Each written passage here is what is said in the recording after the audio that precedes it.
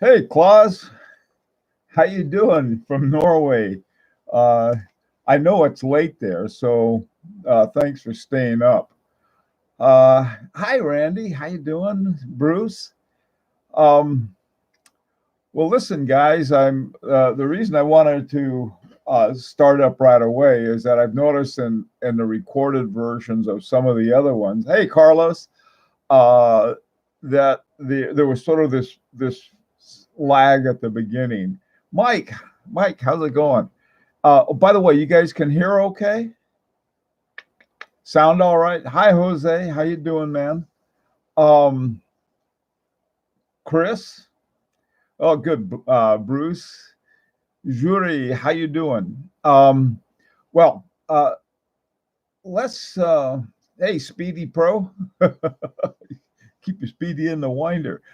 I gotta tell you, Speedy Pro, get your get the hand wound Speedy. That's the one to get. Okay. Hey, Pete. Um, Today, what I wanted to talk about was or is the the whole sort of another type of watch company that's been emerging, and the one that we saw, Ophion, was one, and there are a couple other ones. Trying to think of one I looked at today, and they had a uh, something other than an ETA. And so let's talk about that. Um, hey, Ophian, hey, this, I think it's McGill. Is that right? Is that you, McGill, from Ophian Watches? McGill is in Madrid, and I asked McGill if he'd join us today. And so if you have any questions about opium, feel free to ask. Okay. Um, how's it going, McGill? All right. Okay, so let's talk about this. Where do they fit? Now, on the one hand, you don't have something like companies like Breguet. They have some of their own movements that are fine. So does IWC, and so does Cartier, and a number of other of these companies. INS something, but they also a hey Abdu Carlos. Okay. Oh, wow. All right. So that's what I want to talk about. Where do these watch companies fit? On the one hand, they're not in-house. They don't pretend to be in-house. I don't even think they care about it. And one company that we don't think of that way, but is very much that way, is Harry Winston. Harry Winston has it's won a few prizes, but it doesn't make any of its stuff. The one I have, I don't know who made it. It's got a gold case, and I don't know who made that. It's got the movement was made by Gerard Perregaux. The bi retrograde was made by Agenhor, which is like one of the best. And and now so we have these companies um, like opium that are using movements other than ETA or Myota or some really inexpensive movement to sort of like, I don't know, I guess, oh, what were they called?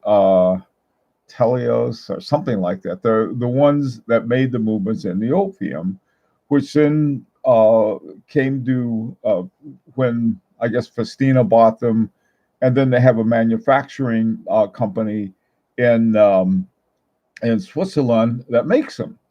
And what Opium does, they do the design, and then they have the things made by other places. But the thing that's interesting is that they're not junk, okay, and they're not unoriginal. Now, the stuff that I make, the group of pretentious watchmakers, will buy a very inexpensive case from China. We'll buy movements that are clones of inexpensive movements, and we're just having fun putting these together. But we don't consider ourselves real watchmakers. So, so let's talk about that. Hey, Ant, uh, S- Okay, jour is online. It's because it means arrow in Greek. Okay. Hey, Dr. A and B, how's it going, man? So, so let's talk about this. There's another company, and I'm trying to think the name of the. There are two other ones. One is rats. Um, I can't think of their name, but they're using pretty decent movements, and they're using their own designs, and then they're hiring companies like Vauchour and some of the ones that Opium does. So here's a good opportunity. So where do they fit? Now we've talked about the tiers, right? And in part that's my doing and undoing, depending on how you look at it. Where you have these these companies and they have like a handmade at the very top. Uh, People like Roger Smith, they make 10 watches a year and they do everything by hand. We have one that we're sort of circulating now by Rolf Lang, the Canatello that has the what is it called? The marine chronometer certified balance in it. Now these things they're way too expensive. I mean, for most of us, for most of the time. You're talking about $20,000, and then you talk about the high horology, and they're sort of all over the place. I mean, for example, in a couple of years ago, I'm not sure when, Vacheron Constantin, who is owned by Richemont, they started getting movements that were actually probably designed by Cartier originally, and then they're made by Val Fleurier. They're in looking at what Vacheron Constantin, I think they call them 56, their entry level model of a 56. Uh, you know, okay, so it's like these are the kinds of things. Okay, so let's see. Opium watches. Ooh, we're so wrong then. Nice watch, liking the Art Deco style. All right, let's see who else there. Hi, Rob, Britt. How's it going? Um, I only earn enough for mid-tier watches, so I don't have the same top-tier watches you guys have, but love the knowledge in here. Well, that's nice. We would we, we don't own much more if we get the top tier watches.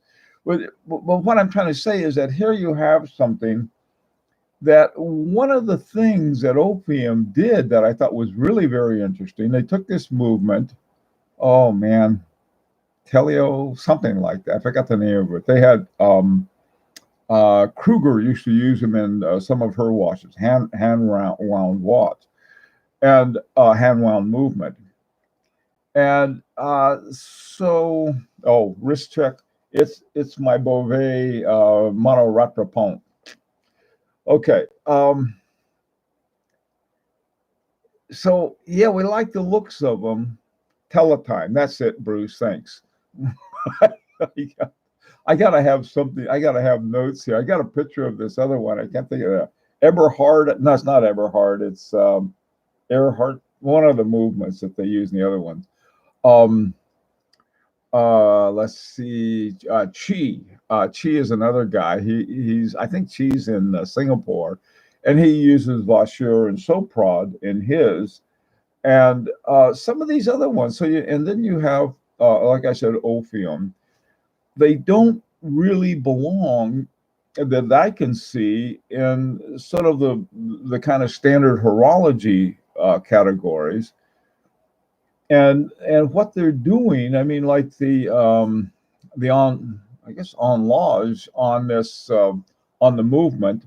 What was it called? The teletime movement that Ophion had is the kind of stuff you see on some of your really top-notch watches, some of your high horology watches, except it's done by, again, I don't have my notes for the name of the company that Opium uses, but they have they're using nanotechnology, and they're using uh, the computerized robots basically, um, to do everything, including the way it looks. And so you take the basic movement, you put on these the little bridges and the smaller plates, so you can see the movement.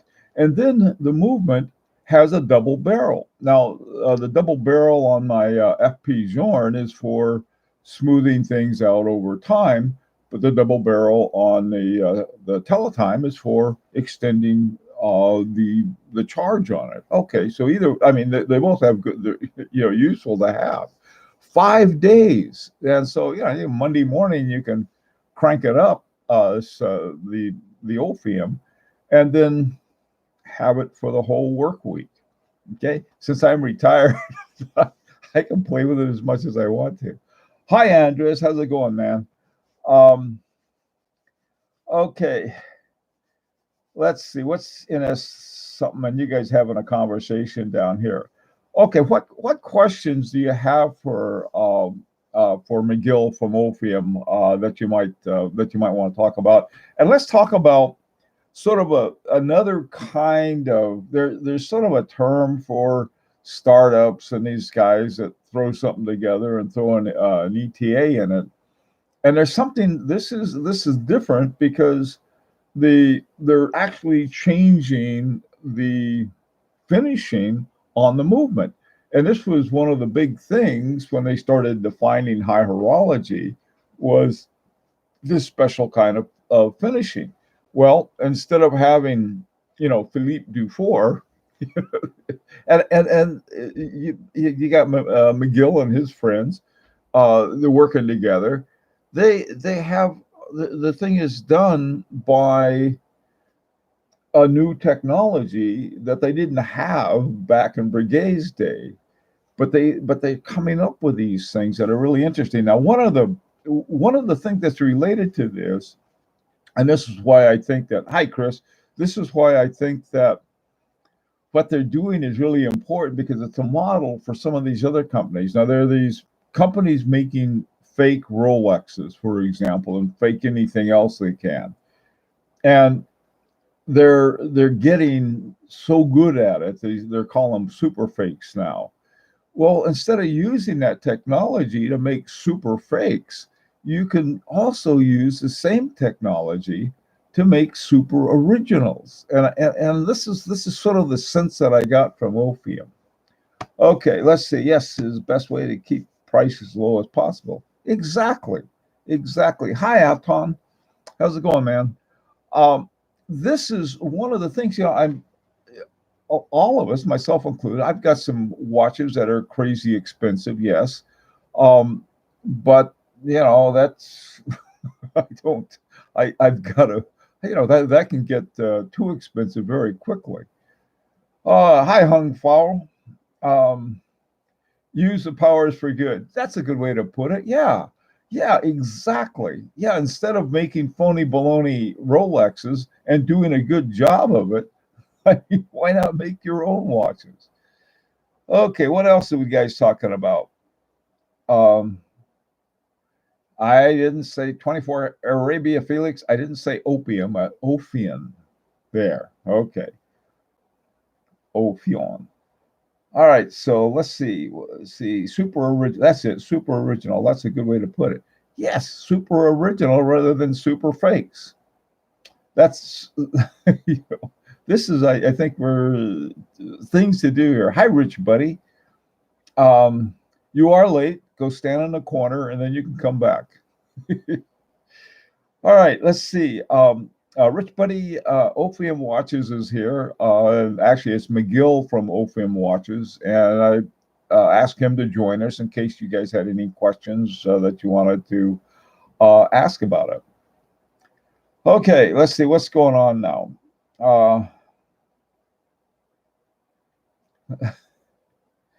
Okay, what is Boost? Oh, you're online watches. Ha, knew I'd love one. Can't afford one. Okay, now on the affordability, affordability is relative.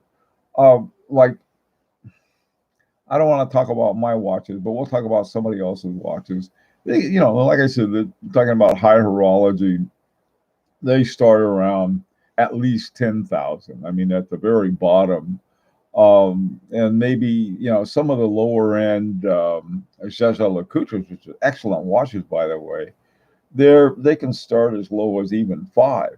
But that's a whole lot of money. $1,000 for anything is $1,000, or €1,000, or 1,000 grob checks, whatever you have.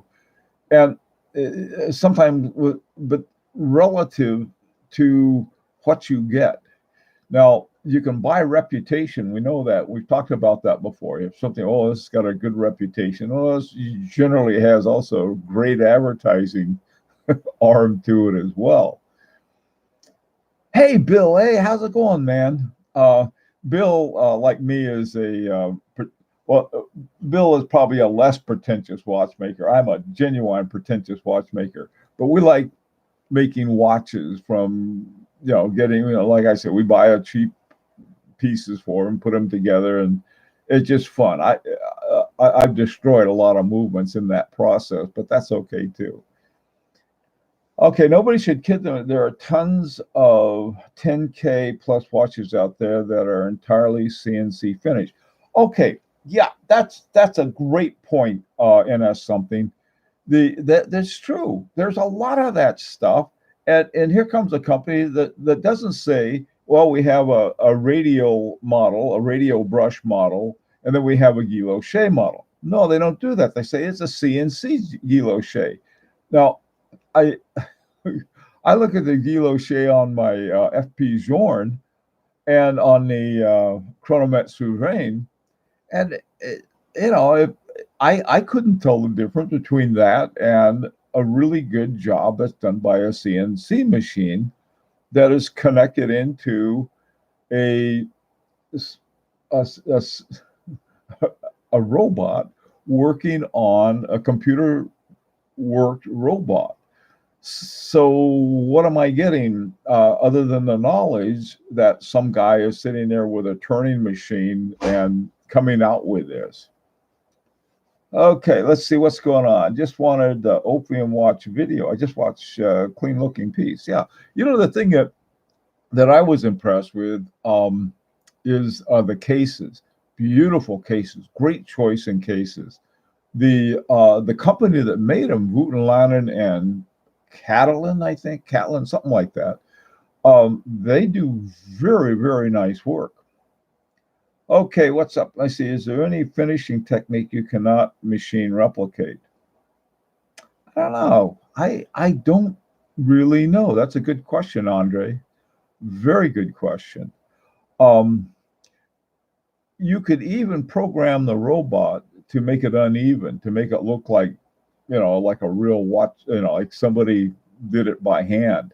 I used to program, and I'm pretty familiar with this stuff. You can make it into anything you want, but at the price, at a much better price for good quality. And again, having a good quality movement, I think, is very important. Okay, let's see, Andres. Chamfering by hand can't be replicated. I don't know. I don't know about that, Miguel. I probably wouldn't agree with that, and I'll tell you why. Like I said, I used to program. Let me get my hands on that the code for that machine, and I'll show you how to phony it up.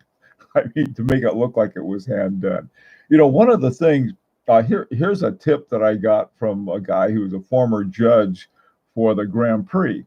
He said one of the things that you can tell whether it's done by hand or not is that where you find a point in the on the plates. He said that with the machine done one, they don't have the tip beveled. Okay, the sides are beveled beautifully. But when you come to the tip, they can't do that. Like I said, let me at it. Let's see if I could phone that up. I bet I could. Uh, Rolex dials are handmade. Um, mhm. Okay.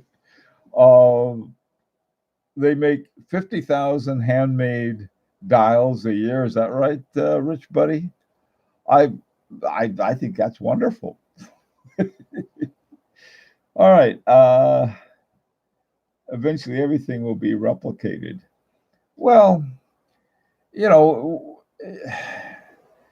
there's replication and there's innovation. Some of the innovations they have today, I wish they would replicate some of the older styles. Like right now, I really like the Breguet tradition because they do look like the old styles. There's nothing wrong with the old styles, but also too, it's fun to see new ones.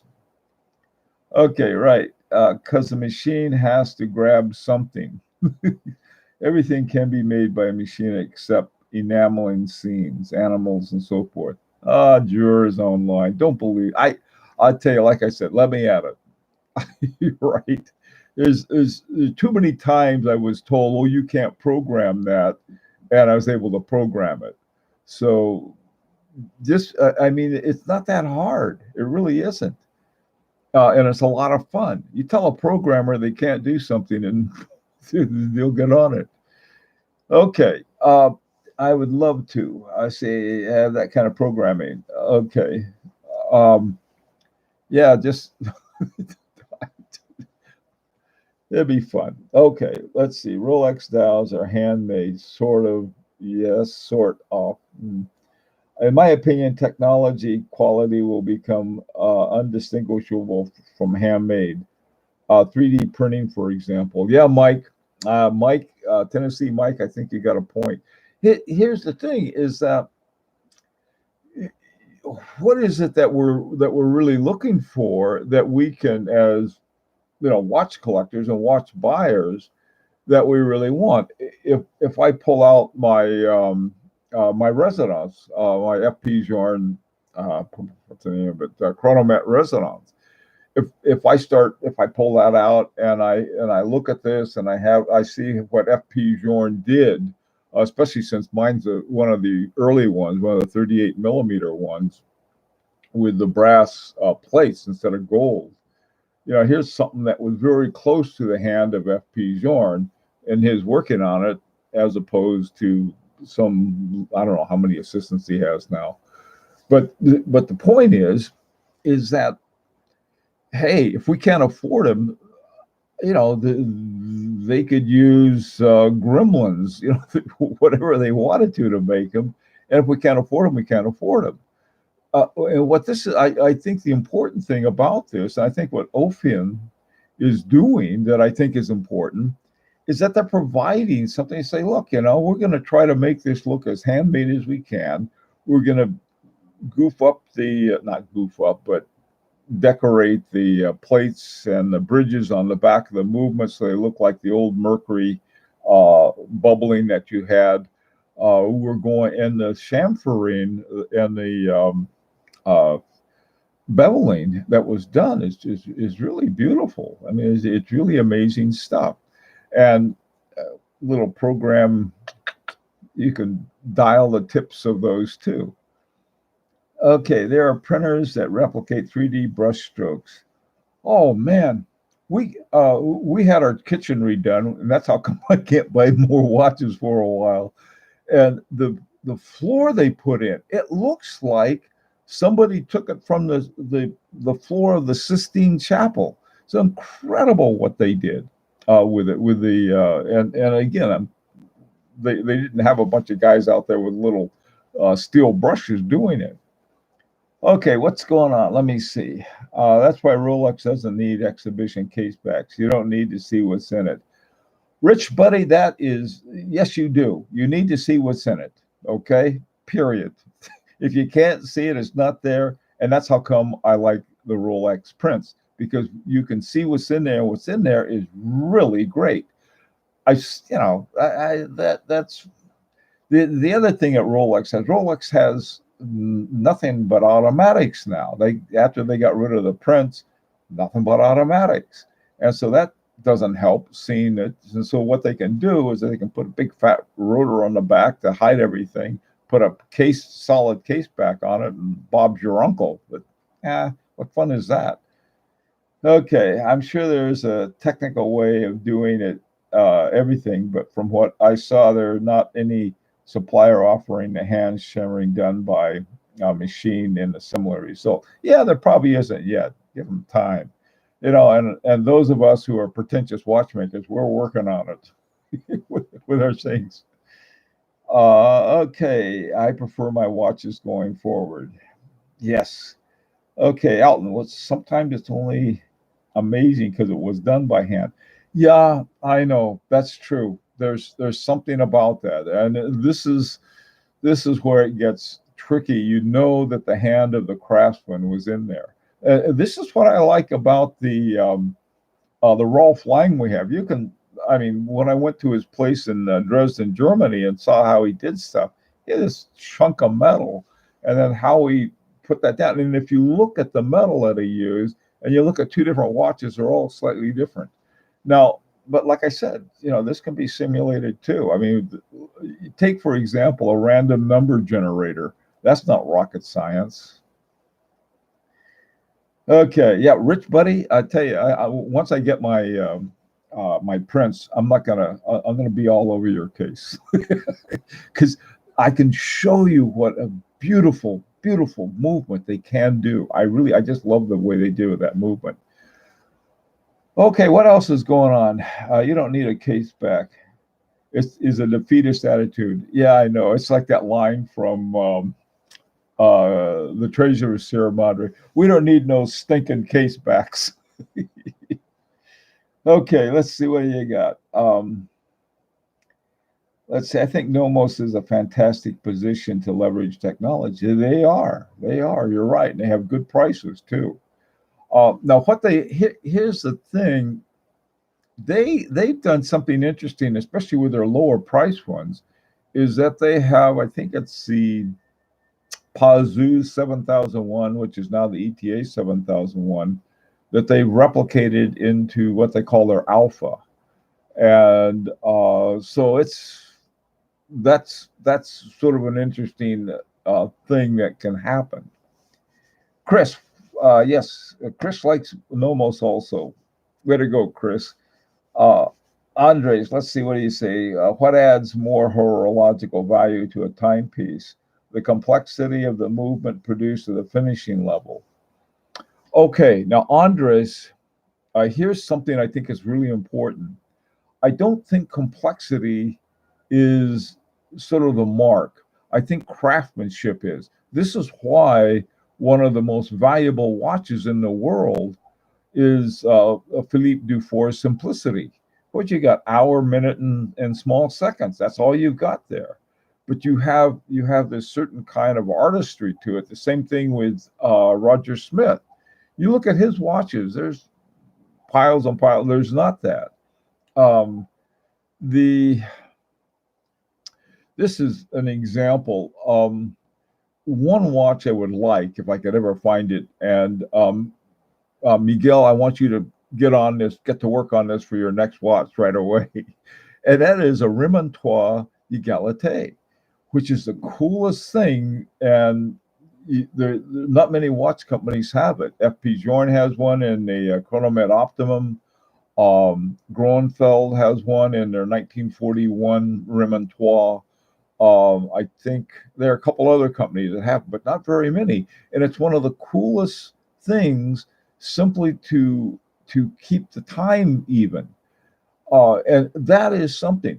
Even something like, for example, the double barrels on can be used for extension, like on the Velos, or they can be used, as FP Journe does, to smooth out the movement by only using 60% of the charge on both on both. So here are some other possibilities that companies like Ophium can consider. Is that, hey, And again, they don't have to make their own watches. I mean, their own movements. Uh, they are contracting with companies that do.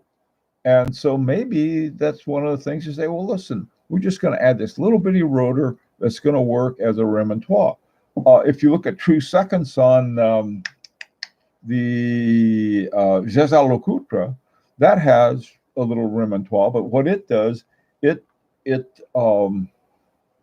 just deals with the 2 seconds going like that. Okay. Hey, Milton, how's it going, man? You are late, Milton. You have to go stand in the corner with a rich buddy. Okay. Let's see. What are you doing now? Okay. Power reserve indicator belong on the back of a watch. Well, yeah, they can go either place. I on the back of my H Moser, they have the power reserve indicator there. But look at the dial on H Mosers. It's so clean and it works really well. On the other hand, on both of my FP Zorns, the power reserve indicator is on the front, and they use the old time marine chronometer. And so you start off as 40. Wait, no, you start off as 0, and then you go down to 48 or 50 or however long. Now that's a cool thing too. I mean, there are all kinds of little things that you can do to make a watch more interesting. The one of the most interesting things, and like I mentioned Harry Winston, because they use nothing but outside development. And in this one, they use the Gerard Perregaux, and I'm sure Gerard Perregaux made the necessary adjustments that Harry Winston wanted. And but also too, then they have their bi-retrograde by Agenhor, which makes some of the finest watches. And in fact, he was the very first watchmaker to make Watchmaker of the Year on the Grand Prix. Why Moser put leap year indicator on the back? I don't know. Power indicator on the back, but they put too much in the back and put nothing on the dial. No good, Rich Buddy. That's crazy. That's crazy. Talking like a crazy man. Here you have these beautiful movements. You have these finely done teeth. You have like H Moser makes I don't know, maybe a couple thousand watches a year, but then they make 50,000 hairsprings. I got a feeling there are a lot of top-notch watch companies using those hairsprings and not mentioning it. Okay, let's see what else you guys talking about. Okay, has an amazing power reserve that's on the front, but it does not take up space in the dial. Yeah, some of them can. I mean, where you put it, I like them in different places, front and back. Rich Buddy, I'll tell you, yeah, time only. That's for the most part. If you're going to use, hey Alex, how's it going, man? I didn't see you when you first came in. That's what I use. In fact, I can do very well without a second hand. I never use a second hand. Today, I use the what's it called? The chronograph. This monoretropon also comes with a chronograph in it. And my wife and I went for a walk, so I turned on the chronograph to see how long it would take us to go 2 miles. Unfortunately, we kept stopping and doing different things, so that wasn't a speed test. Okay, let's see what's up. 24 karat. Oh, wait a minute. 24 karat. Maybe a few weeks. Owl. That's owl. That's right. 24 karat. You're owl. I keep getting it mixed up. Okay, if you want to learn about movements, look at the Japanese market. Moser had an issue selling watches in Japan because of their finishing, but I think they have fixed that now. Which watches was that, Al? See, hey, Red Screen's Pride. Why does Gerard Perregaux make such desirable movements? Their watches are so meh. Because their advertisement is so meh, probably. On the other hand, You have Patek Philippe. There was some guy on one of the forums today says, "I don't want to hear anything bad about Patek Philippe. They're the gold standard and blah blah blah." Same thing with Rolex. They're the perfect watch. That's nonsense. That's total nonsense. I have a Patek Philippe. I absolutely love it, and there's another one I want to get. But that doesn't mean that they're the gold standard. I mean, when you take a look at something like look at the movement on that Frederick II with the trigonal bridge, the little bridge, and you see everything and the finishing and using that gold frosting from the old German and that big diamond a mine diamond on top of the. That thing is more interesting from the back than the front. Okay, let's see what else is going on here. I think they also have more size choices and not with a venture that has got to help them in certain markets. Yeah, and there's something. This is a great point about different sizes. Um, that is important. I was going to talk to Rolf Wang about that, but then I realized he does have different sizes. I just didn't realize it. Okay, what's going on? Uh, 13. Okay. All right. Well, listen, my time's about up. Um, but before we end it, Miguel, is there any other point you want to make or any questions or comments that you have? Uh, no? Yes, no? And that's something you spent your whole week with your Pioneer. That to me would be blissful. I had there's certain watches that I always want to put on, even though I try to rotate them. They're ones that I grab sometimes. I'm going to do this anyway. And uh, and since my double hairspring, my Henry double hairspring has such a long charge, I think it's set up for 3 days, but it goes for 5 or something like that. Okay. Keep making awesome watches, OPM. Yeah, I agree. Does anyone have any questions? Okay, no questions. I mean, I could survive with just my Pioneer and Geophysic, but I'll sleep my other watches. Yeah, those are two great watches. The Geophysic, it is the Geophysic that has the 2 seconds in it. I think. Maybe I'm wrong. Hey, Chris, enlighten me. A Pioneer is one of the models of H. Moser. Take a look at. Just go to the H. Moser site and take a look at Pioneers. That's one of the things too that H. Moser did. They dropped their prices instead of starting up at 20,000. Now they start about 11, and they have excellent watches too. Okay, our pleasure, Miguel. And so, oh, by the way, we're having a collection review tomorrow. It is such a surprise. I refer to it as a magic collection, and you'll see why. Anyhow, and by the way, too, I'm running out of collections to review. You guys have to want your collection reviewed. Check out that little collection review video I made on Watch Art Sci, and send me your collection review. That would be great. Anyway, okay, everyone, take care, and hope I will see you tomorrow.